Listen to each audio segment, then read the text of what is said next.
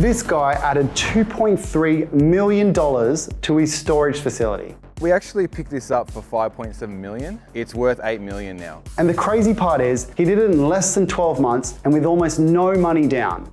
I drove down to Wollongong, where his property is located, to find out how the hell he was able to pull this off and to find out what we can learn from this. In this video, we'll show you what changes allowed for a $2.3 million increase, challenges behind acquiring and improving this property, the one rule that makes commercial property so valuable. Bear in mind, this isn't typically how we acquire properties, but there are still many key takeaways and lessons we can get from this, especially on the power of value adding in commercial properties. Check it out.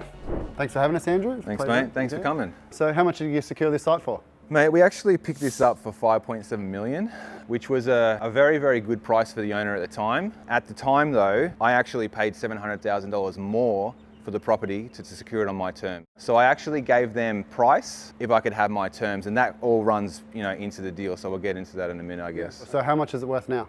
It's worth 8 million now. Cool. 2.3 million forced equity. And over how long did you do this? So it was a 12-month time period, but basically I had it valuation ready at 9 months. Maybe we'll take a step back, and do you want to tell us about why self-storage? So like, you're obviously a successful investor, but why did you choose self-storage as your, because there's obviously retail, industrial, office space, and this is a specialized type one, but why do you like self-storage? To me, self-storage it fits what I want to do with my goals, right? So I have big goals to put together a very large portfolio. So what I need to actually do is I need to take big bite-sized chunks out of that goal, because I want to chasing $100 million in assets under management, and then over the next 40, 50 years, I want to chase $1 billion portfolio. For me, I needed properties that I could add value to.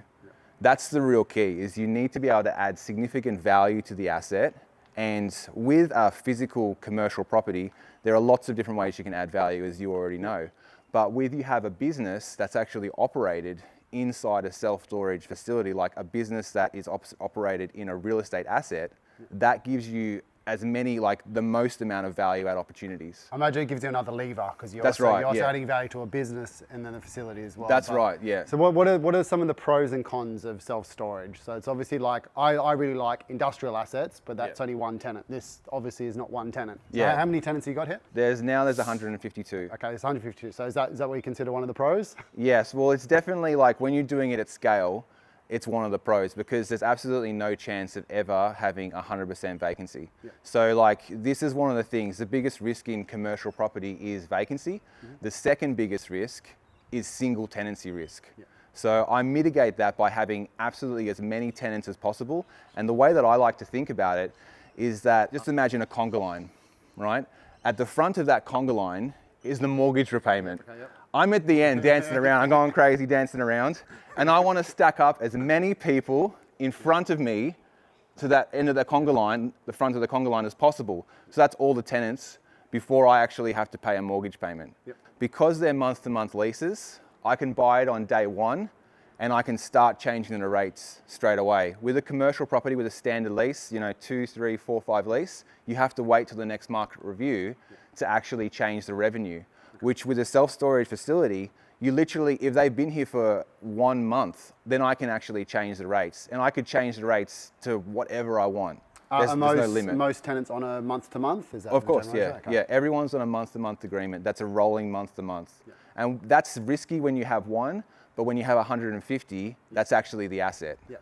So. With one of the cons, I imagine, with banks, if you're buying industrial warehouse, banks obviously really enjoy having a 3 or 5 year lease, but you've got lots of ones. So I imagine they do something there and they look at it as a whole, and they look at vacancy periods long term. One of the cons about self-storage is the financing is difficult. You can only get up to a 60% LVR, which is limiting. But it's also, you could look at it as a barrier to entry. So once you do get in, then there's not a lot of competition to start taking over deals, because another one of the cons is there's small, very low deal flow. So there's not many self-storage facilities getting sold in Australia at any one time. There's a lot more now since COVID, because during COVID, it was very, very easy to lease up. Everyone was running full, and it was, printing money. So why would I sell this right now? But now, because we've come back to a normal kind of environment around an 80 to 85 occupancy for a normal self-storage facility, which is a very flourishing business, it's become more about now, are you actually good at self-storage? Yeah. And you have to be good to win the game. That sounds like a pro and a con. So you've got like, because it's specialized, there's not many people that do it. And I know this, but like there's only 2 or 3 people really that are really, really good at self-storage. So there's a bit of a niche, but then there's also less of them. So there's less opportunities to kind of fabricate this type of kind of uplift. 100%, yes. It is a business that I'm operating every single day. So I'm literally taking calls. It might only be an hour, it might only be 2 hours a day, but I am taking calls from customers, and I could outsource that if I wanted to. Which I imagine is the grand plans. That's Once right. you've got lots of self-storage facilities, you'll have self-storage managers that look after it. And you're also doing things like marketing, running Google ads. Like, so it's a fully functioning operational business. Compared to a normal business, it's a lot more passive. Like, it's literally, self-storage is actually similar to an online reoccurring revenue business, like a SaaS business. Because I rent out a unit to you, and then you just keep paying me until you leave. So it's an online reoccurring revenue. Like online, it's a very, very good business. And with self-storage, it actually has one of the lowest failure rates of any business that's, ever been created. You never see one shut down. Yeah, that's right. They always exist. They might kind of diminish a little bit and deteriorate, but they never really shut down. But that's it. I want to point out, guys, like, Andrew didn't just fall into this as well. Like you researched for years. 3 years. 3 years of solid research before on you self-storage. actually committed. First, that was research on commercial property itself. And then I niched down again to self-storage. So this is not something that you just walk into and you know how to do on day one. There are a lot of nuances. There's a lot of technology that goes into it. The way that we actually put this deal together was very, very creative. Probably one of the most creative deals I've ever seen. So the way that it worked was, it was a 12-month option that I actually got on this property. And it took me about 3 to 4 months to actually negotiate this deal and get it over the line, because there was so many overcomes that I had to have. Yeah, you didn't just come in with the big cash and be like, here's the price, I'll do this myself. No. So I originally had a money partner that was going to come in on this deal with me, and we actually got an offer accepted at 5 million. And then that money partner backed out for reasons that were personal to him, not because it was a bad deal, obviously, because we've made so much money. So I was basically left with, okay, how are we going to do this? And the agent that I was selling the property was instrumental in having the understanding that there's more than one ways to get a deal done. I basically came up with a framework of how I could get this deal done if I could give them more money, and everyone would be a win-win situation. So everyone in the whole deal was actually making more money. And this is because you saw the potential of this property as well, so you're willing to pay that premium to get it, and this is what we're going to go into, and with basically putting no money down. But I'll that's let you right. talk about that. So I put down a $150,000 non-refundable option fee for 12 months, right? I also paid $700,000 more than the original contract price that I had on it. So, and then in the stipulations of that particular option fee, there was a separate agreement that I would pay the owner a monthly fee as well. I think it was, I can't even remember, it was like $7,500. It was about $80,000 all up for the total 12 months. But you could use the cash flow from this to pay that anyway. So what I actually did was I assessed the money that the property would be returning, and I used that to negotiate the deal. So none of this money was ever coming from my pocket. It was always coming from the facility. And the reason that I was so confident in this is because of the work that I did on the due diligence on the area and the self-storage market prior As a whole, to it. I remember we were looking at sites in Adelaide, and that it wasn't like you just fell into this area. You looked Australia-wide, like what do they rent for, how they do, how to turn them around. Like you did quite a lot of work. So before I even had the deal under contract, I knew that I could take this, and my estimates were 9 million where I could take it to. So me offering $700,000 more didn't make any difference. You know what I mean? So it didn't make any difference. So I was very comfortable doing that, and then I used the cash flow to incentivize everyone. So it's also better leverage as opposed to you trying to come into a deal and throw $2 million into it to make $2 million. It's lower risk. Like, yes, you're probably gambling 150,000. But there's much bigger ROI when you look at the return. And so the idea was that I basically take over the property on day one of that option for 12 months, and I start managing it with my professional self-storage management, and the rates that I could increase over time would then force so much value that it would make it much easier to finance the property going forward. And that was the whole idea, is that I need to make this so easy to finance for the bank that they'll just be jumping at it, and they were. Do you want to talk about that a little bit? Because I know we've spoken about this on podcasts and things before, where you kind of referred to almost self-storage as like hotels, where you can change the prices based on how many you got left. Like obviously when it's in demand, you increase it. So you just want to explain that to me, because a lot of people just think it's like you set a flat rate, get on with your life kind of thing, rate, which is, so do you want to talk So about it's dynamic pricing, and it becomes like what's happening in the market and your facility. So say you have 10 units vacant, you might have a low price that you're charging to get them filled up. When they start filling up, you should be dynamically changing the price up because there's higher demand. And that's what really you need to know. So you can't just walk into a self-storage project and without doing the research on the localized market. So self-storage is a very localized business. Literally 8 to 10K radius is the customers that will be using this facility, and you need to know every single facility in that 8 to 10Ks. You need to know what they're charging per size of the unit, and it's like for like. So there was 125 self-storage rentals, and I actually increased that to 152 by adding in some more space. I added in car parking as well. We've got which you charge for, which I was kind of surprised at the figure you got for that. Yeah, so $230 a car space, which is open air, that's just market rates. We've also got a 2-bedroom apartment up here, which I renovated, and that was an extra $27,000 of income per year that I gained onto the valuation by doing a bathroom renovation, laundry renovation, painted it, and got a tenant up there. People don't really understand that every single dollar in commercial property, net income dollar, counts. It counts. Well, It really does anything count. you increase by 10 or 20% increases to a value of 10 and 20%. And on a facility that's 8 mil, all of a sudden that 20% is a lot of money. Yeah, that's right. So the last one of the things I did was up here at the back, I've added in 10 more units as well. And we also cleared out a chicken pen and cleared out some junk over there to make it more like a road-based area for car parking. But those are the kinds of things that we did. But it's all together, putting that together, and then using basically a cap rate of 5.8%. That's where they came to that $8 million valuation.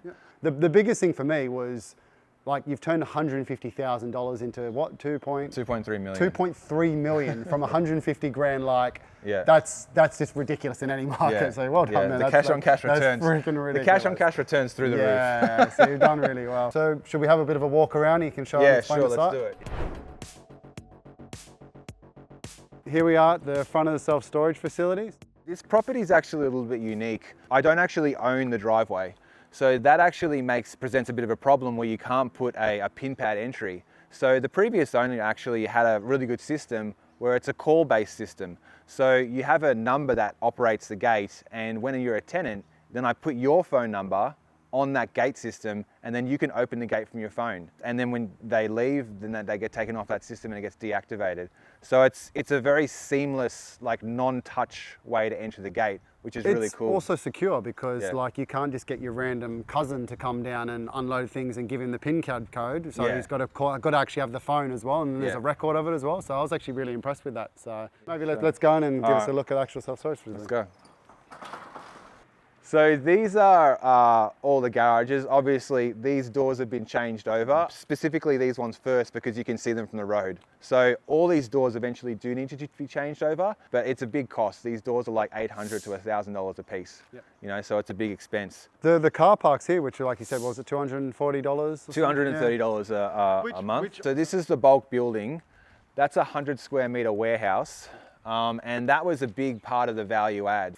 I increased the income from that by $8,000, which resulted in about $160,000 value add just on that. And I could literally strata title and section it off to someone, and on a bad day I could sell it for $460,000. And were these containers already here? The containers were already there. Okay. So this actual operation as well is the depreciation is ridiculous.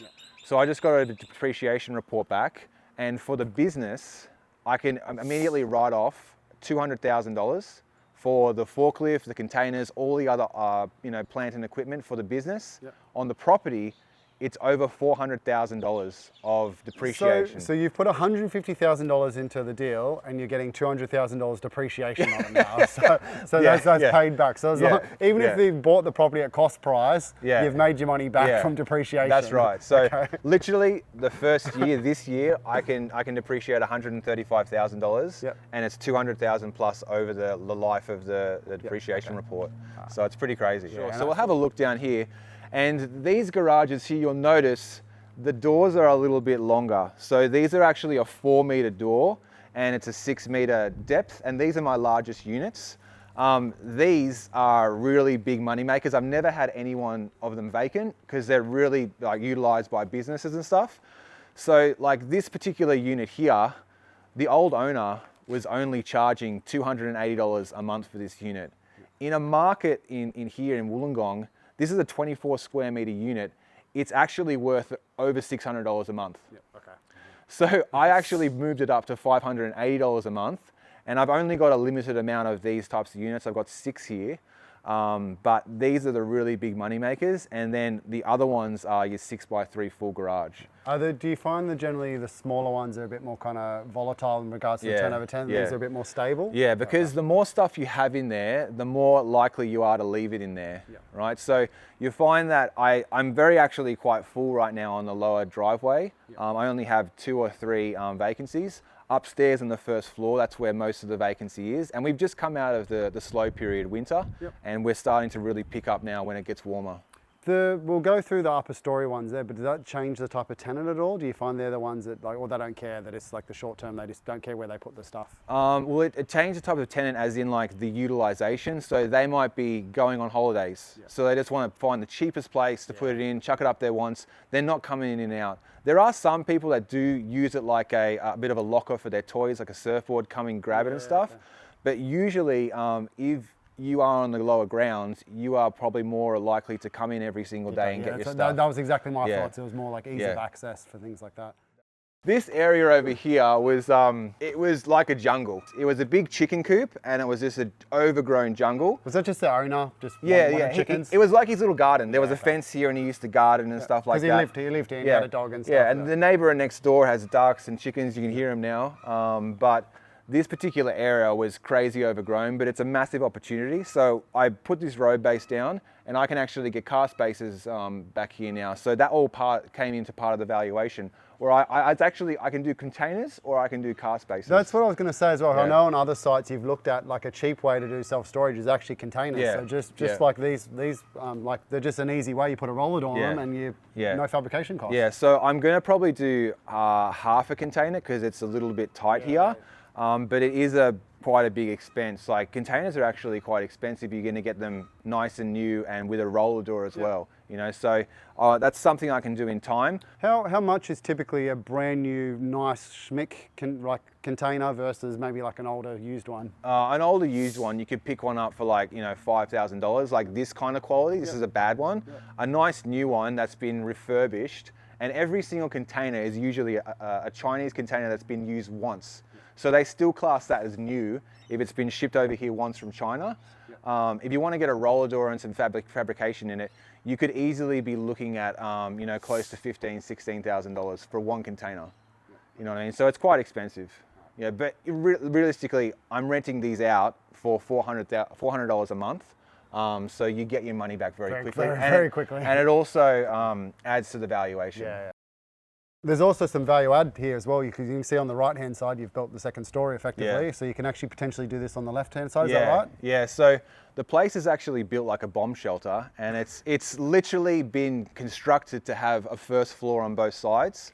They didn't end up putting a first floor on this side, on building B, they did on building A. This is actually 840 square meters of potential net lettable area that I could use, and I've actually calculated it that if I actually put a first floor on there, I could further add $2 million of value to this site. It would cost about $1 million to put together, so it's about $1 million value add. together. Which is, most developers go for 20% as a good margin. Yeah, You're getting a 200% margin, so Yeah. that's still impressive. Yeah, that's right. Are there any restrictions on what type of stuff people can leave in the self-storage Yeah, facility? yeah. So in the self-storage agreement that everyone signs, you can't have things like flammable things, flammable liquid, illegal things, drugs, basically anything that could be combustible, like gas cans and stuff like that. You're not supposed to anyway. Yeah. So and that's from a safety and insurance point of view. Yeah, 100%. Yeah. So obviously you don't want to have a liability in a unit that could potentially burn down the whole property. Burn the neighbouring one's stuff. Yeah. Okay. Yeah, but I'm actually quite lucky here that we've got 2 buildings. So if one building did catch fire, it doesn't mean that the other building will also catch fire as well. So you it mitigates the risk a bit as well. Yeah, they're not connected by any timbers and stuff as well. Yeah.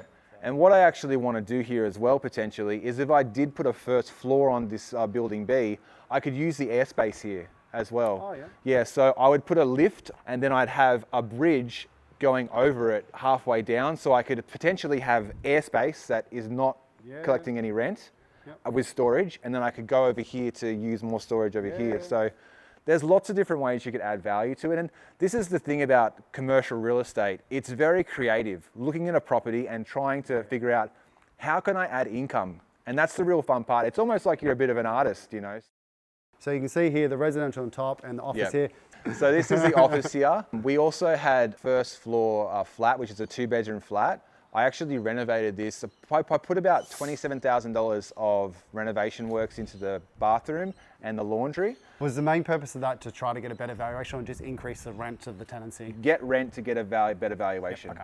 Yeah, so I wanted to put a tenant in there. Previously, the old owner was living there, so he couldn't rent it out. But $27,000 is a lot of money when you're using a capitalization rate in commercial property. So that was a big value add. That's about $450,000 value add just there. Yeah.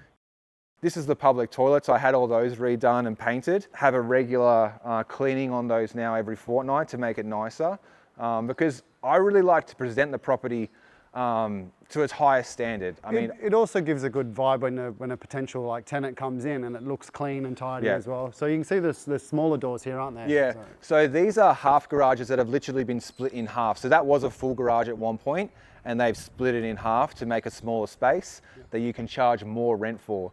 So the half garages, they rent for around $260 a month. Whereas a full garage is $495. It would give you options as well. If there ever becomes a shift where the larger garages give a better rent, you can always change them back. It's just a roller door. Yeah. I find that they're very, very popular because it's just big enough for like a 2 or 3 bedroom house, but it's not big enough for your business to really operate on or operate on. It'd be, if I was moving house and there was a 2-week period delay, that's the perfect one. Yeah, that's right. You just want something to put the stuff and get it out of the way. Yeah, that's right. So these are all 6x3s. I've got 60 on site, and that's actually the best performing garage size. That's the one you really, really want. These are actually, the old owner was charging around between like $349 and below for these ones. So there's a lot of legacy clients that were literally only being charged $295 or $280 or anything like that. Now they're all getting charged at $495. So it's a massive uplift. And when I'm doing it at scale, that's the thing. When you say that number and you're like, that's not impressive until you realize your time's in it by like 150. You're like, okay, that number becomes when I've increased the rates by $200 a month, and I've done it 150 times, so I literally changed the monthly revenue from this property. The old owner was pulling in about $20,000. And now it does $45,000 a month. You know what I mean? So it's a massive increase. Like that.